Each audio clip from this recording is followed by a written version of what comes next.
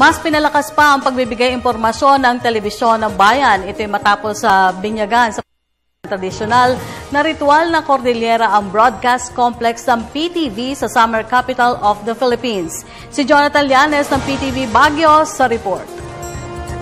Pinangunahan ni Baguio City Mayor Mauricio Dumogan, PTV General Manager Cleo Dongaas at iba pa mga opisyal ng network ang pamamahagi ng ritual ng Cordillera na naglalayong magpasalamat at humiling ng basbas kay Kabunyan sa isinasagawang broadcast complex nito sa lungsod ng Baguio.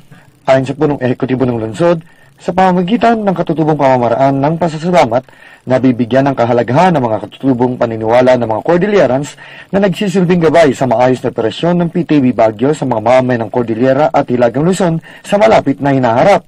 Ay malaking bagay. Yun nga yung sinabi natin sa ating simpleng dasal.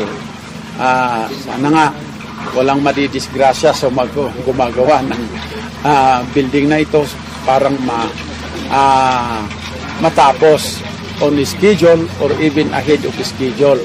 Kaugnay nito, pinasalamatan ng alkalde ang pamahalang nasyonal, partikular na ang Pangulong Benigno Aquino III, Presidential Communications Operations Office Secretary Sunny Coloma at iba pa sa pagkakapili ng lungsod ng Baguio bilang isa sa mga lugar na pagtatayuan ng broadcast ng pamahalaan alinsunod na rin sa Republic Act 10390 o ang batas na nagbibigay daan sa pagbubuo ng Revitalized People's Television Network sa iba't ibang panig ng bansa.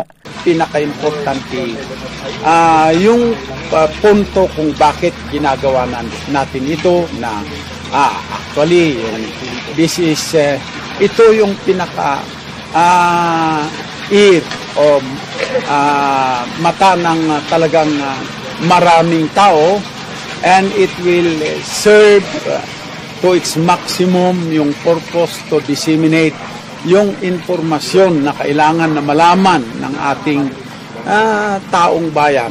All those that its signal in information can reach, can be enlightened in form of ano ba ang talagang importanteng news or informasyon na dapat parating natin sa ating mga kababayan. Kabilang sa nagpahayag din ng suporta sa pagpapatayo ng PTV Baguio Complex ay sina Benguet Governor Nestor Fongwan, Benguet Congressman Ronald Cosalan, Baguio City Congressman Nicasio Aliping Jr. at maging si Police Chief Superintendent Isagani Neres ng Cordillera's Finest. Ng Baguio para sa Telebisyon ng Bayan, Jonathan Llanes.